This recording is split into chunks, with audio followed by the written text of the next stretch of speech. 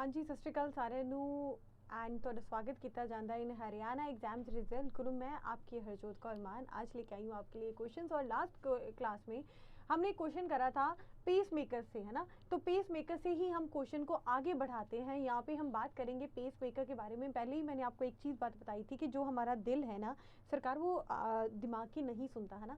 Normal life में भी ऐसा ही होता है, हमारा जो दिल है कभी भी अपने दिमाग की नहीं सुनता, है ना। तो कुछ चीज़ें हैं जो अपना इंटरनल कंडक्शन सिस्टम पाया जाता है हार्ट का, तो उसके बारे में बात करेंगे। ठीक है जी, आपको सबने आंसर्स भी दिए थे पिछली बार, बहुत अच्छे आंसर्स दिए थे। आप पेस मेकर की बात करते हैं तो पेस मेकर क्या है यहाँ पे?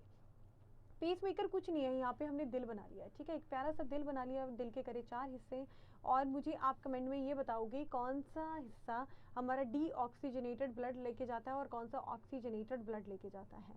अब इसके बारे में देखेंगे। यहाँ पे क्या है, यहाँ पे एक सेल्स का टिश्यू है जिसको बोलते हैं SA नोड, जिसको बोलते हैं SA नोड, साइनोएट्रियल नोड बोलते हैं, जिसको बोलते हैं पेस मेकर भी बोला जाता है। पेस मेकर भी बोला जाता है मतलब क्या है, ये सिग्नल्स देता है बाहर। और सिग्नल्स कहाँ पे आते हैं? AV नोड के पास। इन दोनों की पोजीशन भी पूछ सकता है आपको। और AV नोड को क्या बोलते हैं? पेस सेटर बोला जाता है। क्या बोला जाता है सरकार? पेस सेटर बोला जाता है। इसके ऊपर आपके बार बार क्वेश्चन आएंगे और आपने याद रखना है कि पेस मेकर कौन सा था और पेस सेटर कौन सा है। ये चीज़ बहुत ही ज़्यादा इंपॉर्टेंट है। और इसमें क्या होता है कि हमारा प्रॉपर कंडक्शन सिस्टम होता है, उसके बाद बंडल ऑफ फिश होते हैं, फिर परकिंजी फाइबर्स आते हैं। और क्या है, हमारा पूरा कंट्रैक्शन जो होता है वेंट्रिकल्स का, जो निलय का हमारा कंट्रैक्शन होता है, निलय का जो कंट्रैक्शन होता है वो हमारा कंडक्शन सिस्टम से होता है, कंडक्शन सिस्टम ऑफ हार्ट से, कंडक्शन सिस्टम ऑफ हार्ट से होता है सारी चीज़ें। बस ये चीज़ें आपको दिमाग में रखनी है, ये चीज़ आपके दिमाग में क्लियर होनी चाहिए। चलो जी आगे बढ़ते हैं। यहाँ पे हमारा सही आंसर है that is SA node is the right answer. चलो आगे बढ़ते हैं। अब इसमें बहुत सारी चीज़ें और भी है जो आपको याद रखनी चाहिए। दैट इज़ हमारा जो नॉर्मल जो हमारा हार्ट रेट है वो कितना होता है। जो हमारा हार्ट रेट होता है 72 to 80 पर मिनट होता है, जो नॉर्मल बंदे का होता है। ये चीज़ आपको याद रखनी है। हार्ट रेट पूछा जाता है, हृदय रेट पूछा जाता है, आपको दर पूछा जाता है, तो याद रखिएगा नॉर्मल रेट कितना है हमारा 72 to 80 पर मिनट। अगर बात करी जाए एथलीट्स की, तो एथलीट्स में क्या होता है, हमारा जो नॉर्मल रेट होता है वो 60 से लेके 70 बार दिल धड़कता है इनका पर मिनट। क्यों ऐसा होता है? क्योंकि इनका स्ट्रोक वॉल्यूम अच्छा होता है। क्या होता है? इनका स्ट्रोक वॉल्यूम अच्छा होता है। स्ट्रोक वॉल्यूम मतलब होता है जो हमारे निलय होते हैं, जब वो क्या करते हैं, कंट्रैक्ट करते हैं, जब हमारे वेंट्रिकल्स कंट्रैक्ट करते हैं तो कितना एक बार में ब्लड पंप करते हैं उसको बोलते हैं स्ट्रोक वॉल्यूम। उसको क्या बोलते हैं सरकार? उसको बोलते हैं स्ट्रोक वॉल्यूम। तो ये चीज़ आपके दिमाग में क्लियर होनी चाहिए। तो एथलीट्स के मामले में आप याद रखोगे 60 से लेके 70 बार हमारा दिल धड़कता है पर मिनट। अब बात करते हैं बच्चों की। अगर बात करते हैं चिल्ड्रन की, बच्चों की, और बच्चों का कई बार आप बच्चों को साथ में सुला के देखना, उनका दिल बड़ा तेज़ी से धड़कता है, बहुत तेज़ी से उनका दिल धड़कता है। अब तेज़ी से दिल धड़कने का मतलब ये है कि चिल्ड्रन में क्या चीज़ पाई जाती है, चिल्ड्रन में 110 से लेके 120 बार इनका दिल धड़कता है। ये चीज़ आपको याद रखनी है। और ये आपको बार बार पूछा जाता है क्योंकि हमें लगता है 70 से लेके हमारा क्या है 72 से लेके 80% 80 वाला हमें याद रहता है जो नॉर्मल होता है, बट हम दूसरा नहीं याद रख पाते। तो चिल्ड्रन और एथलीट्स का वो याद रखना है। स्ट्रोक वॉल्यूम के ऊपर क्वेश्चन आ जाता है तो स्ट्रोक वॉल्यूम भी अपने दिमाग में बिठा के चलना है। अब आगे बात करते हैं। The enzyme that adds in the protein digestion is, protein के पाचन में सहायक एंजाइम कौन सा है? यूरिएज है, ट्रिप्सिन है, सल्फेटेज है, प्रोटीएज है। अगर प्रोटीन डाइजेशन की बात करते हैं तो प्रोटीन डाइजेशन के बारे में ये भी पता होना चाहिए कि प्रोटीन डाइजेशन स्टार्ट कहाँ से होता है, प्रोटीन का पाचन कहाँ से स्टार्ट होता है, प्रोटीन का सबसे छोटा यूनिट कौन सा है। सबसे छोटी इकाई प्रोटीन की है अमाइनो एसिड्स, जो आपको याद रखनी है। अमाइनो एसिड्स क्या है? प्रोटीन की सबसे छोटी इकाई है। तो जो अमाइनो एसिड्स होते हैं, अमाइनो एसिड्स एक दूसरे के साथ ऐसे करके बॉन्ड में बंधे होते हैं, जो बॉन्ड को क्या बोलते हैं, ये प्यार के बंधनों को क्या बोलते हैं? Peptide bond. ये बोलते हैं पेप्टाइड बॉन्ड। और ये एग्जाम में बहुत बार क्वेश्चन आया है प्रोटीन को लेके। दूसरी बात ये चीज़ याद रखिएगा, प्रोटीन का पाचन होता कहाँ से स्टार्ट है? पाचन होता है हमारा स्टमक से स्टार्ट होता है। स्टमक से हमारा क्या है, पाचन स्टार्ट हो जाता है। ये चीज़ आपको याद रखनी है। अब स्टमक में एक चीज़ है कि हमारे पास पेप्सिनोजन एक एंजाइम पाया जाता है। पेप्सिनोजन एंजाइम पाया जाता है। और याद रखिएगा जहाँ पे ओजन आ जाए, जहाँ पे भी ओजन आए आप बोलोगे ये इनएक्टिव है, ये काम नहीं करा, ये इनएक्टिव है। पेप्सिनोजन में क्या हो रहा है, इनएक्टिव एंजाइम है, HCl आएगा, इसको करेगा एक्टिवेट, HCl आएगा, इसको करेगा एक्टिवेट, ये बन जाता है पेप्सिन। और पेप्सिन होता है हमारा एक्टिव एंजाइम। ये कौन सा होता है, एक्टिव एंजाइम, एक्टिव एंजाइम होता है जो क्या है हमारा स्टमक में पाया जाता है। और प्रोटीन डाइजेशन हमारा कहाँ से स्टार्ट होता है, स्टमक से स्टार्ट होता है। अब बात करते हैं ट्रिप्सिन। यहाँ पे सही आंसर है ट्रिप्सिन। और मेरे को कमेंट में ये भी बताइएगा कि ट्रिप्सिन कहाँ किसके जूस में पाया जाता है, ठीक है, अग्नाशय का, पित्तरस में, ठीक है, स्टमक में, या बात करते हैं छोटी आंत में। तो ट्रिप्सिन के बारे में ये चीज़ याद रखिएगा, ट्रिप्सिन हमारा पाया कहाँ जाता है, ये हमारा पाया जाता है पैनक्रियाज में, ठीक है जी, पैनक्रियाटिक जूस में भी पाया जाता है ट्रिप्सिन। और ये चीज़ याद रखिएगा ट्रिप्सिन करता क्या है, ये प्रोटीन के पाचन में सहायक होता है, ये वो एंजाइम है जो प्रोटीन के पाचन में सहायक होता है। तो ये चीज़ आपको याद रखना है। यहाँ पे आंसर क्या है हमारा, trypsin is a right answer. बाकी सारे जितने भी पॉइंट्स हैं वो भी आपके दिमाग में क्लियर होना चाहिए। प्रोटीन का पाचन कहाँ से स्टार्ट होता है, पेप्सिनोजन होता है, ओजन क्या होता है, इनएक्टिव एंजाइम होता है, मतलब क्या है, ये कोई काम नहीं कर रहा हो। HCl जैसे ही आता है उसके ऊपर एक्ट करता है, उसको कर देता है एक्टिवेट, एंड देन हमारे पास क्या बन जाता है, पेप्सिन बन जाता है। पेप्सिन एक्टिवली प्रोटीन के ऊपर जाके एक्ट करेगा और हमारे पास क्या है, प्रोटीन, जो प्रोटीन को तोड़ते हैं हम, है ना। तो ये सारी चीज़ें आपको याद रखनी है। प्रोटीन के ऊपर मैं आपको 2-3 चीज़ें और बताना चाहती हूँ जो आपके दिमाग में बैठ जानी चाहिए। दैट इज़ डेली जो यूटिलाइजेशन होना चाहिए या इनटेक होना चाहिए हमारा प्रोटीन का, कितना होना चाहिए। अगर बात करते हैं नॉर्मल जो लोग बाहर काम करते हैं तो एटलीस्ट 45 ग्राम पर डे हमें प्रोटीन चाहिए होता है डेली, ठीक है। This is the daily dose of the protein एक नॉर्मल इंसान के लिए। और बात करते हैं लैक्टेटिंग मदर्स के लिए। लैक्टेटिंग मदर्स मतलब क्या है, जो दूध पिलाने वाली माताएं होती हैं, ठीक है। लैक्टेटिंग मदर्स के लिए एटलीस्ट हमारा ऑब्वियसली ज़्यादा होना चाहिए प्रोटीन इंटेक, क्योंकि उसने खुद के लिए भी लेना है और बच्चे के लिए भी लेना है। बच्चे के ग्रोथ और विकास के लिए प्रोटीन बहुत ही ज़्यादा इंपॉर्टेंट होता है। तो आप क्या याद रखोगे यहाँ पे 70 ग्राम पर डे। ये एग्जाम में इतनी बार क्वेश्चन आ रखे हैं, ये फैक्ट बेस्ड क्वेश्चन है जो आपके दिमाग में क्लियर होनी चाहिए। ओके जी, ये सारी चीज़ें इन्फॉर्मेशन है जो आपको दिमाग में क्लियर रखनी है। एक बार आप इस सारी इन्फॉर्मेशन को देख लें, उसके बाद हम स्टार्ट करते हैं नेक्स्ट क्वेश्चन। यहाँ पे ये चीज़ याद रखिएगा, पैनक्रियास का मैंने आपको एक शॉर्टकट बताया था, ठीक है। शॉर्टकट में मैंने आपको एक चीज़ बताई थी, पैनक्रियास में जितने भी एंजाइम्स होंगे वो आपको सारे के सारे इस ट्रिक से याद रहेंगे। पैनक्रियास में ज़्यादातर एंजाइम, हम पैनक्रियास को क्या बोलते हैं, हम प्रॉपर बोलते हैं इसको, ये हमारा क्या है, सबसे ज़्यादा पाचन करता है। पैनक्रियास के अंदर जो जूस पाया जाता है, ठीक है, ये हमारा क्या है, फुल डाइजेस्टिव जूस होता है, ठीक है। This is full digestive juice भी बोलते हैं। अब आपको क्वेश्चन आएगा फुल डाइजेस्टिव जूस कौन सा है, तो आपको अलग अलग ऑप्शन दे दिए जाएंगे, आपको लिवर दे दिया जाएगा, आपको स्मॉल इंटेस्टाइन दे दिया जाएगा। तो फुल डाइजेस्टिव जूस आप याद रखोगे पैनक्रियास को।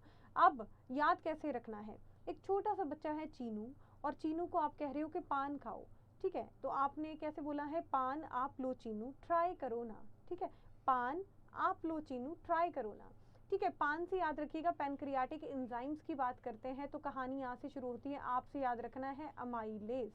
अमाइलेज क्या करता है, हमने ऑलरेडी इसके बारे में बात करी थी, जब सलाइवा के बारे में भी बात करी थी। तो सलाइवा के अंदर एक एंजाइम पाया जाता है, दैट इज अमाइलेज, जो क्या करता है, कार्बोहाइड्रेट्स के ऊपर जाके टूटता है, ठीक है, और कार्बोहाइड्रेट्स को क्या है, छोटे फॉर्मेट में कन्वर्ट करता है, डाइसैचराइड्स को तोड़ता है, पॉलीसैचराइड्स को तोड़ता है। तो सारे को तोड़ने का काम करता है अमाइलेज, जो क्या है, कार्बोहाइड्रेट्स या स्टार्च के ऊपर जाके काम करता है। तो हमारे मुंह में मिठास भी होती है, वो भी क्या है, अमाइलेज के कारण बनती है। फिर लो से याद रखना है लाइपेज, और चीनू से याद रखना है कीमोट्रिप्सिन, ट्राई से याद रखना है आपने ट्रिप्सिन, जिसका क्वेश्चन हमने कर रहे हैं। फिर करो से याद रखना है कार्बोक्सी पेप्टिडोज, एंड एन से याद रखना है न्यूक्लियेज, जो क्या है, न्यूक्लिक एसिड्स को तोड़ने में मदद करता है। तो ये सारी चीज़ें आपको, एंजाइम्स आपको याद रखने हैं। एक बार आप ट्रिक देख लीजिए, उसके बाद आपको एंजाइम्स भी याद रहने चाहिए। अब आगे मूव करते हैं। अब क्या होता है, जितने भी पॉलीमर्स होते हैं उनको क्या है, शॉर्टकट फॉर्म में चेंज करा जाता है। कई बार क्वेश्चन ये आता है कि आपको उनके जो मूल इकाइयां हैं वो पता होनी चाहिए। जो मूल इकाई है किसके बने होते हैं, सबसे छोटी इकाई है, वो चीज़ पता होनी चाहिए। तो कार्बोहाइड्रेट शर्करा में याद रखिएगा मोनोसेचराइड्स, ये किसके बने होते हैं, ये मोनोसेचराइड्स के बने होते हैं। और प्रोटीन किसका बना होता है, ये अमाइनो एसिड्स का बना होता है। ये मत सोचिए कि अमाइनो एसिड्स एक तरह के हैं, टोटल हमारे 20 से ऊपर हमारे पास अमाइनो एसिड्स पाए जाते हैं, जो क्या है अलग अलग हमारे प्रोटीन बनाते हैं। अब फैट्स और वसा में याद रखिएगा, फैट्स और वसा का सबसे छोटी इकाई है फैटी एसिड और ग्लिसरॉल। फैटी एसिड और ग्लिसरॉल, ग्लिसरॉल किसी को याद नहीं रहता, और फैटी एसिड ऐसा लगता है कि नहीं इसका नहीं हो सकता ना। न्यूक्लिक एसिड से याद रखिएगा बेस और शुगर दोनों का है, इसके ये किसके पॉलीमर्स है, बेस और शुगर के दोनों के। तो ये सारी चीज़ें आपको पॉइंट हाईलाइटेड होनी चाहिए। अब आगे बात करते हैं glycogen. Glycogen is created when the body receives too much glucose and then stored in. शरीर में अतिरिक्त ग्लूकोज या ग्लाइकोजन के परिवर्तित होकर भंडारित करता है। कौन भंडारित करता है, अमाशय करता है, पित्त में होता है, पैनक्रियाज में होता है, यकृत में होता है। ये क्वेश्चन बहुत ही ज़्यादा इंपॉर्टेंट है और बार बार एग्जाम में आता है। तो याद रखिएगा जितना भी एक्सेस ग्लूकोज होता है, जितना भी एक्सेस ग्लूकोज होता है वो किस फॉर्मेट में चला जाता है, ग्लाइकोजन के फॉर्मेट में चला जाता है। और ग्लाइकोजन कहाँ जाके स्टोर होता है, ये कहाँ जाके स्टोर होता है या भंडारित होता है, ये होता है यकृत में, ये जाके हो जाता है यकृत में, लिवर में। ये चीज़ आपको याद रखनी है। लिवर के बारे में मैंने और भी बहुत सारे पॉइंट्स करवाए थे आपको, कैसे कैसे, जैसे आपको करवाया था कि लिवर हमारा क्या है, हमारे पास क्या है, सबसे बड़ी ग्रंथि है, लार्जेस्ट ग्लैंड है, वो भी हमारा क्या है, लिवर है। और लिवर को अगर हम दो हिस्सों में डिवाइड करते हैं ऐसे करके, है ना, इसका क्या है, लेफ्ट और राइट हिस्से में डाइवर्ट करने वाला जो क्या है फेल्सीफॉर्म लिगामेंट पाया जाता है, फेल्सीफॉर्म लिगामेंट पाया जाता है, इसके बारे में भी हम बात कर चुके थे।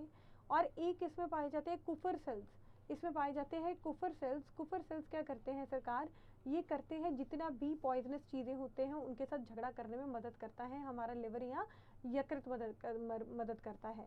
और ये क्या है, हाईली रीजनरेटिव है, हाईली रीजनरेटिव है, मतलब क्या है, इसकी हाईएस्ट रीजनरेटिव पावर है, मतलब क्या है, ये दोबारा बन सकता है, ये दोबारा बन सकता है। और हमारे ब्रेन के बारे में हमने बात करी थी कि हमारा ब्रेन क्या है, हमारा लीस्ट रीजनरेटिव पावर होती है, उसकी सबसे कम होती है। लिवर के बारे में एक चीज़ और याद रखिएगा, लिवर बनाता है हमारा यूरिया।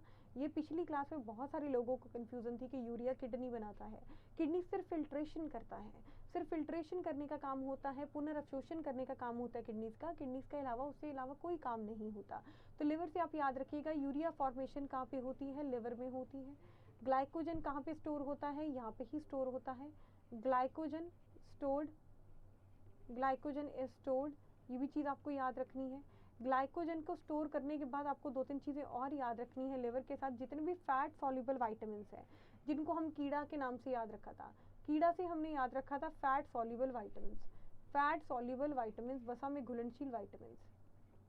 तो ये सारे के सारे कहाँ स्टोर होते हैं, लिवर में स्टोर होते हैं, ये चीज़ आपको याद रखनी है। विटामिन B12 अलग से चलता है दुनिया से, विटामिन B12 कहाँ स्टोर होता है, ये भी लिवर में या यकृत में स्टोर होता है। तो यकृत हमारा बहुत ही ज़्यादा इंपॉर्टेंट ऑर्गन है, इसको बड़ा ध्यान से रखिएगा। और दूसरी ये चीज़ याद रखिए, ये क्या करता है, बाइल जूस सिक्रीट करता है, जो जाके हमारे क्या है, गॉल ब्लैडर में जाके सेव हो जाता है। इसका कलर पूछा जाता है बाइल जूस का, जिसका कलर है yellowish green colour, yellowish green colour पाया जाता है पित्त रस का। क्यों, बिलरुबिन और बिल्वर्डीन पाया जाता है, दो पिगमेंट्स पाए जाते हैं, बिल्वर्डीन और बिलरुबिन, जिसके कारण जो हमारा बाइल जूस हो या पित्त रस होता है वो क्या होता है, हमारा ग्रीनिश येलोइश रंग होता है। ठीक है जी, तो यहाँ पे ये चीज़ याद रखिएगा, हमारा सही आंसर क्या है, लिवर है, यकृत है। चलो आगे बढ़ते हैं, नेक्स्ट पे चलते हैं। अब लिवर में क्या चीज़ लिखी हुई है, liver is the largest gland in the human body. Vitamin A और excess glucose are converted into the glycogen in the body and stored in the liver. The liver contributes the excretion to the converting the nitrogenous part of the unnecessarily amino acids and ammonia into the urea.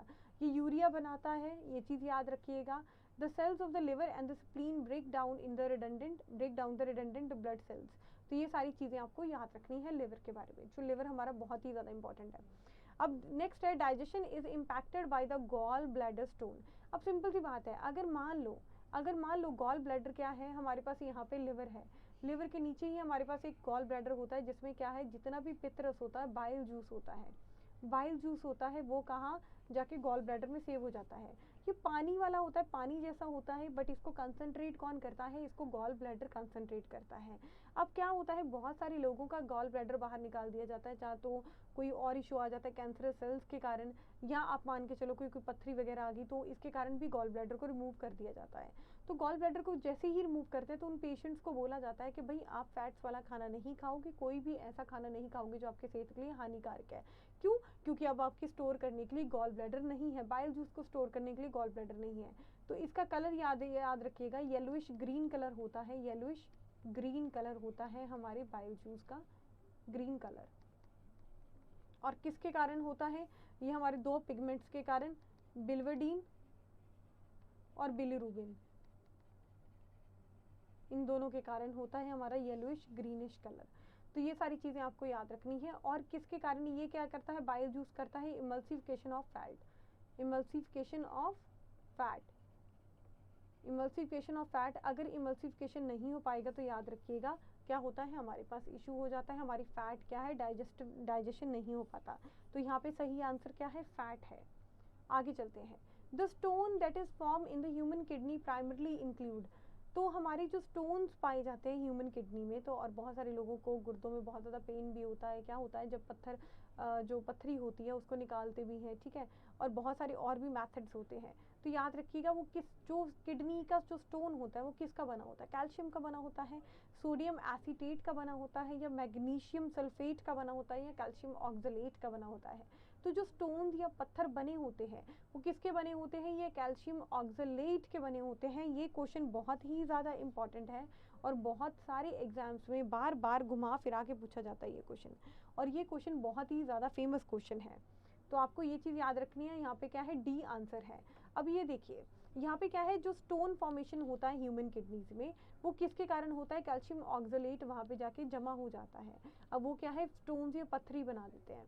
अब when the urine becomes concentrated thick due to a substance stone begins to form। तो क्या होता है, जब urine हमारा concentrated हो जाता है उसके कारण क्या है, हमारा स्टोन बनना स्टार्ट हो जाता है। तभी काफ़ी सारे लोग बोलते हैं ना, बियर पिया करो, पानी बहुत पिया करो। जिनको किडनी में स्टोन है उनको पानी के लिए बहुत बोला जाता है। क्यों बोला जाता है? ताकि जो आपकी जो पत्थरी है वो साथ के साथ ही आपके यूरिन के रास्ते या मूत्र के रास्ते से बाहर निकल जाए, ताकि आपको कुछ करवाना ना पड़े, ताकि वो आपको बार बार परेशान ना करे, है ना। चलो जी आगे बात कर लेते हैं।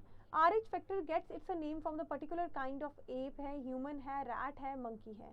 तो जो RH फैक्टर है, RH फैक्टर का नाम किससे बना है ये चीज़ पता करनी है, एप से, ह्यूमन से, रैट से, या मंकी के। और एक चीज़ याद रखिएगा, RH फैक्टर का कॉन्सेप्ट किसने दिया, RH फैक्टर के बारे में किसने बताया, ये चीज़ बड़ी इंपॉर्टेंट है, इसको आप कमेंट में मुझे बताओगे। RH फैक्टर होता क्या है? देखिए यहाँ पे हमारे पास RBCs होती हैं, यहाँ पे होती हैं हमारे पास RBCs होती हैं। इनके ऊपर पाए जाते हैं अपने खुद के एंटीजेंस पाए जाते हैं, खुद के एंटीजेंस पाए जाते हैं, ये चीज़ याद रखिएगा, ठीक है जी। खुद के एंटीजेंस पाए जाते हैं। अब ये पाए कहाँ जाते हैं, ये RBC के ऊपर पाए जाते हैं। अब प्लाज्मा की बात कर लेते हैं। अब यहाँ पे होता है हमारा प्लाज्मा, ठीक है जी। प्लाज्मा के अंदर पाए जाते हैं, प्लाज्मा के अंदर भी कुछ पाया जाता है जिनको बोलते हैं एंटीबॉडीज़, जिनको क्या बोलते हैं, एंटीबॉडीज़। तो आप मुझे बताओगे हमारे सबके अंदर कुछ एंटीजेंस होते हैं, कुछ एंटीबॉडीज़ होती हैं खुद की। तो मुझे ये बताओगे एंटीबॉडीज़ पहले बनी थी या एंटीजेंस पहले बने थे? तो याद रखिएगा, जैसे ही कोई ब्लड ग्रुप, जैसा ब्लड ग्रुप वैसा ही एंटीजन। यहाँ पे ट्रिक याद रखिएगा, ट्रिक बता रही हूँ आपको, जैसा ब्लड ग्रुप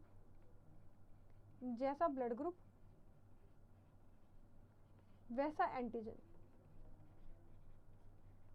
वैसा एंटीजन। मतलब क्या है, जैसे मान लो अगर ब्लड ग्रुप ए की बात कर लेते हैं, जैसे ब्लड ग्रुप ए की बात करते हैं, ब्लड ग्रुप ए में क्या हो रहा है, जैसे RBC के ऊपर बात करते हैं, RBC के ऊपर इसका एंटीजन ए पाया जाता है, एंटीजन ए, ठीक है जी। तो जो एंटीबॉडीज़ पाई जाएंगी, जो एंटीबॉडीज़ हमारी प्लाज्मा में पाई जाएंगी, तो एंटीबॉडीज़ होनी चाहिए एंटी बी, ताकि क्या है वो उसको किल ना कर पाए ताकि वो उसको किल ना करे। तो ये चीज़ आपको याद रखनी है, जैसा ब्लड ग्रुप वैसा एंटीजन, और एंटीबॉडीज़ ऑपोजिट होती हैं। एंटीबॉडीज़ याद रखिएगा, या तो एंटी ए होती है जो ए को मार गिराएगी, या एंटी बी होती है। अब अगर हमारे पास ए एंटीजन है RBC के ऊपर, तो हमें चाहिए एंटी बी चाहिए, तो ये होता है हमारा ब्लड ग्रुप ए, ठीक है जी। ये हमारा ब्लड ग्रुप ए की कहानी है। वैसे ही ब्लड ग्रुप बी की कहानी है।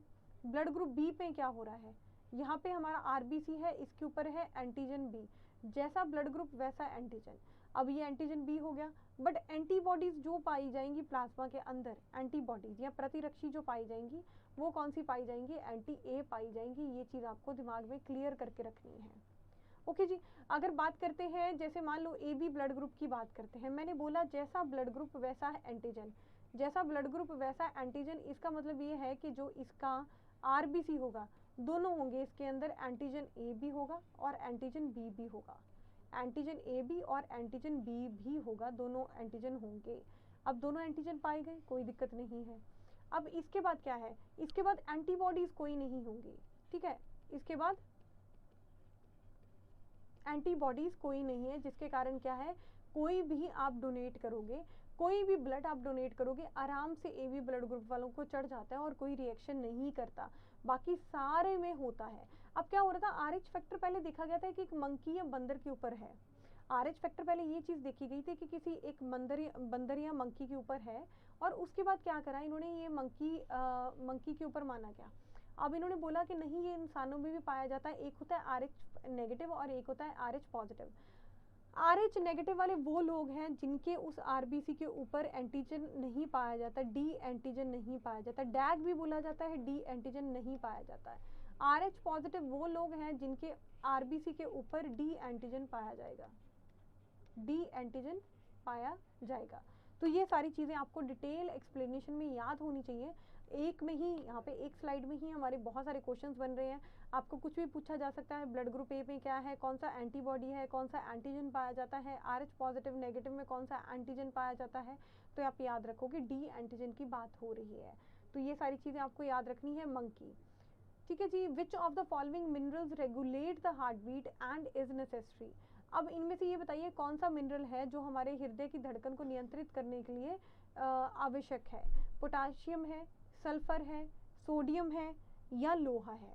तो यहाँ पे हमारा सही आंसर क्या है, हमारा पोटाशियम है, जो हमारा हार्ट बीट को रेगुलेट या नियंत्रित करने के लिए हमारी हेल्प करता है।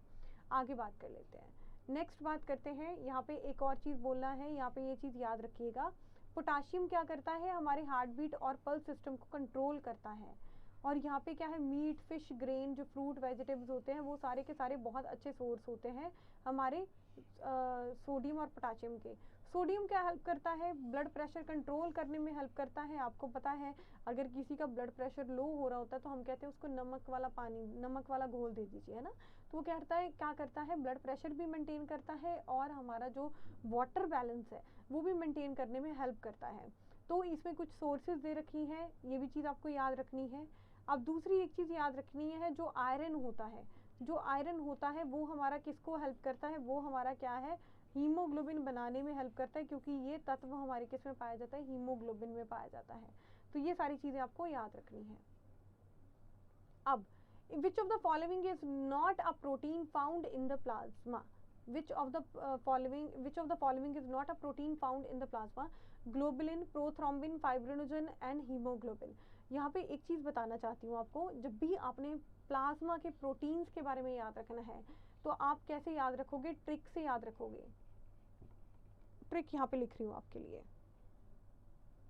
ट्रिक है all glow with fibre. All से याद रखिएगा एल्ब्यूमिन, एल्ब्यूमिन जो हमारा क्या है, ब्लड क्लाइडल ऑस्मोटिक प्रेशर को मेंटेन करने में हेल्प करता है। मतलब क्या है, ये क्या करता है, जैसे हमारी रगों में खून दौड़ रहा है तो मतलब कुछ प्रेशर मेंटेन्ड होगा, तो एल्ब्यूमिन क्या करेगा, इसी चीज़ को मेंटेन करने में हेल्प करता है। जी से याद रखिएगा ग्लोबुलिन, ग्लोब्यूलिन। फिर एफ से याद रखिएगा फाइब्रिनोजन, ठीक है जी। और थ्रोम्बिन और प्रोथ्रोम्बिन, थ्रोम्बिन और प्रोथ्रोम्बिन दोनों के दोनों अलग भी पाए जाते हैं। ये सारी चीज़ें आपको याद रखनी है। और एक चीज़ और याद रखनी है, ब्लड क्लॉटिंग फैक्टर्स किस में पाए जाते हैं, ब्लड क्लॉटिंग, रक्त का थक्का जमाने वाले फैक्टर्स हैं वो कहाँ पाए जाते हैं, वो हमारे पाए जाते हैं प्लाज्मा में। अब एक बार क्वेश्चन आया था कि ये बताइए कौन सा एलिमेंट है, कौन सा तत्व है जो हमारा क्या है, ब्लड क्लॉटिंग में हेल्प करता है। ये चीज़ याद रखिएगा, कैल्शियम हेल्प करता है, कैल्शियम को देख के कोई नहीं कह सकता कि ये हमारा ब्लड क्लॉटिंग में हेल्प करता है।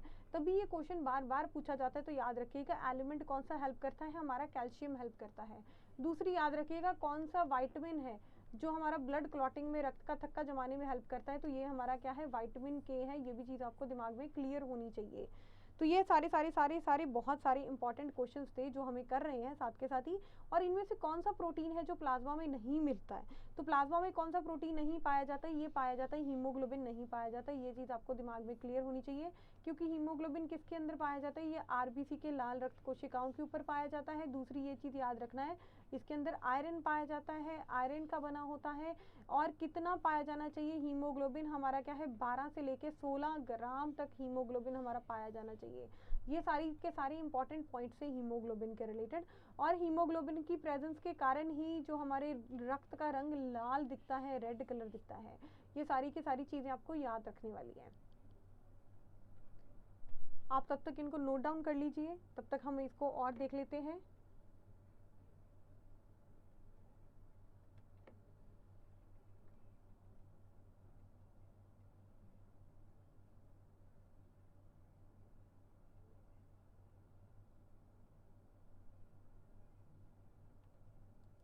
ओके जी, चलो आगे बढ़ते हैं।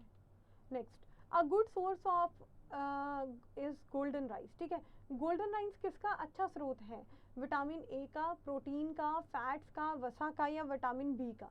तो याद रखना है यहाँ पे गोल्डन राइस को लेके बहुत सारे लोग कंफ्यूज होते हैं, हमें लगता है कि गोल्डन राइस किसी और चीज़ का अच्छा स्रोत है। तो याद रखिएगा ये विटामिन ए का बहुत अच्छा स्रोत है। ये चीज़ आपके दिमाग में क्लियर होनी चाहिए, विटामिन ए का बहुत अच्छा स्रोत है। इसका केमिकल या रासायनिक नाम आपको पता होना चाहिए। केमिकल या रासायनिक नाम है इसका रेटिनॉल। इसका केमिकल या रासायनिक नाम है रेटिनॉल, ये भी चीज़ आपको क्लियर होनी चाहिए। दूसरा ये चीज़ याद रखनी है कि विटामिन ए हमारा क्या है, हमारी आँखों के लिए, आईज़ के लिए बहुत ज़्यादा इम्पॉर्टेंट है। इसके बारे में बहुत सारी चीज़ें करेंगे, अभी के टाइम पे करेंगे। और साथ के साथ ही याद रखेंगे रेटिनॉल क्या है, हमारे रेटिना होता है जो स्क्रीन होता है हमारे पीछे, जिसके ऊपर सारे प्रतिबिंब बनते हैं, इमेजेस बनते हैं ना। तो ये चीज़ आपको याद रखनी है। चलो आगे बात कर लेते हैं। The weights of the carbohydrate and the total protein internal और external in an adult working man's balance diet should be in the following. ठीक है, अगर बात करते हैं कार्बोहाइड्रेट्स और प्रोटीन के बारे में पूछा गया है कि जो हमारे इंटरनल और एक्सटर्नल दोनों की ही ज़रूरत पड़ती है जो मैन को बैलेंस डाइट में, तो कितनी होती है। ये क्वेश्चन एग्जाम में आ रखा है, इस वजह से पूछा गया है, तभी आपको बार बार ये चीज़ क्वेश्चन करवाई जाती है। कुछ फैक्ट बेस्ड क्वेश्चन होते हैं वो जो सीधे सीधे एग्जाम्स में आते हैं। तो यहाँ पे आप क्या चीज़ याद रखोगे, यहाँ पे हमारा क्या है, 600 ग्राम और 420 ग्राम हमारे क्या है, ये हमारे यूज़ होते हैं। 600 ग्राम हमारा होता है कार्बोहाइड्रेट्स और 420 ग्राम होता है हमारा टोटल प्रोटीन जो ज़रूरत होती है बैलेंस डाइट में। अब आगे बात कर लेते हैं। Anaemia is brought on by the vitamin deficiency. Vitamin deficiency की बात हो रही है कि ये बताइए अनीमिया किसके कारण होता है। तो ये चीज़ याद रखिएगा, अगर बात करते हैं यहाँ पे एनीमिया के रिलेटेड कोई भी क्वेश्चन आता है तो आपने याद रखना है विटामिन B6 और विटामिन B12। अब इसके आगे ही मैंने आपको बहुत सारी चीज़ें और भी एक्सप्लेन कर रखी है। ये देखिए, एनीमिया होता है मतलब क्या है, हमारे आरबीसी में कमी आना है ना, या आरबीसी किसी वजह से बन नहीं रही, छोटी बन रही है, या बहुत सारी चीज़ें और कारण है ना। और विटामिन B6 में क्या है, विटामिन B6 करता है हमारी आरबीसी में बनाने में मदद। और अगर विटामिन B6 की कमी आ जाए तो इसका मतलब यह है कि कहीं ना कहीं एनीमिया बन रहा है, एनीमिया का रोग लग रहा है। अगर B9 की फॉलिक एसिड के कैप्सूल्स दिए जाते हैं, फॉलिक एसिड के, आपने देखा भी हो, फॉलिक एसिड के बच्चों को स्कूल में दिए जाते हैं और प्रेग्नेंट लेडीज़ को भी दिए जाते हैं फॉलिक एसिड के कैप्सूल। वो क्यों दिए जाते हैं, ताकि वो आरबीसी का जो हमारा काउंट सही बना रहे और हमें आरबीसी का बिल्कुल भी इशू ना आए। अगर विटामिन B12 की बात करते हैं, साइनोकोबालामाइन की बात करते हैं, तो आरबीसी में बच्चों में रक्त की कमी जो होती है, ठीक है, वो कौन सी है, विटामिन B12 के कारण होती है। तो तीनों के तीनों हम एनीमिया ही बोलते हैं, बस ये है कि नाम अलग अलग है, कुछ हमारी बीमारी अलग अलग हो गई। बस याद रखना है एनीमिया ही है, विटामिन B6, B9 और B12 तीनों में से कोई भी ऑप्शन आ जाए तो आपको ये चीज़ चूज़ करनी है। यहाँ पे देखो तीन का डिफरेंस है, विटामिन B6 3 का डिफरेंस, फिर B9 और फिर B12। तो ऐसे करके आपको इस ट्रिक से याद रखना है। अब ये वाला क्वेश्चन है आपका होमवर्क, और ये क्वेश्चन है, तो दूध में प्रोटीन और कार्बोहाइड्रेट्स जो पाए जाते हैं also contains the other nutrients, कुछ और भी न्यूट्रिएंट्स पाए जाते हैं मिल्क में। तो यहाँ पे ये चीज़ आपका आंसर दोगे कि कौन से हमारे क्या है, न्यूट्रिएंट्स पाए जाते हैं, कैल्शियम, पोटाशियम, आयरन, या पोटाशियम एंड आयरन, और या कैल्शियम एंड द पोटाशियम, या कैल्शियम एंड आयरन। तो ये सारे आपके इंपॉर्टेंट क्वेश्चंस थे जो आज की क्लास में हमने करे हैं। आज की क्लास हम थोड़ा जल्दी ऑफ कर रहे हैं। एंड जिन्होंने टेलीग्राम चैनल नहीं ज्वाइन करा तो please do join the Telegram channel. Add search करोगे हरियाणा, सर्च करोगे हरियाणा, ठीक है जी, और रिजल्ट गुरु लिख दोगे, और रिजल्ट गुरु लिख दोगे, और फिर क्या हो, आप सीधा सीधा टेलीग्राम पे चले जाओगे, वहाँ पे आपको पीडीएफ अपलोड होती रहा करेंगी। और जिन्होंने भी आपको लग रहा है कि हैंड रिटन नोट्स चाहिए तो वो धीरे धीरे वहाँ पे अपलोड हो जाएंगी। जैसे ही आप टेलीग्राम चैनल ज्वाइन करोगे वहाँ पे ही अपलोड हो जाएगा। और अगर किसी को पर्सनल डाउट्स हैं, अगर आपको कोई क्वेश्चन या किसी चैप्टर में कोई इशू है तो आप मेरे को कॉन्टैक्ट कर सकते हो इंस्टाग्राम पे हरजोत मान फिजिक्स के नाम पे। टिल द टाइम आप अपना ध्यान रखिएगा, हमेशा पॉजिटिव रहा करिए, कोई भी टेंशन लेने की ज़रूरत नहीं है, टेंशन फ्री अपना पढ़ो, ठीक है। आप ज़िंदगी में आपके हाथ, आपकी ज़िंदगी आपके हाथ में है। कुछ किस्मत होती है, किस्मत भी एक टाइम का रोल प्ले करती है, बट आपकी किस्मत आपके हाथ में है। तो आप अपनी किस्मत बनाइए, लगातार पढ़ते रहिए, कोई भी क्वेश्चन मत छोड़िएगा, क्योंकि हम सारे जो क्वेश्चंस कर रहे हैं वो किसी ना किसी एग्जाम्स में आ रखे हैं और आपके लिए बहुत ज़्यादा इंपॉर्टेंट है, इस वजह से लेके आ रहे हैं। तो till then take care everyone, Sat Shri अकाल साਰਿਆਂ ਨੂੰ, नमस्ते, आपका बहुत सारा ध्यान रखिएगा।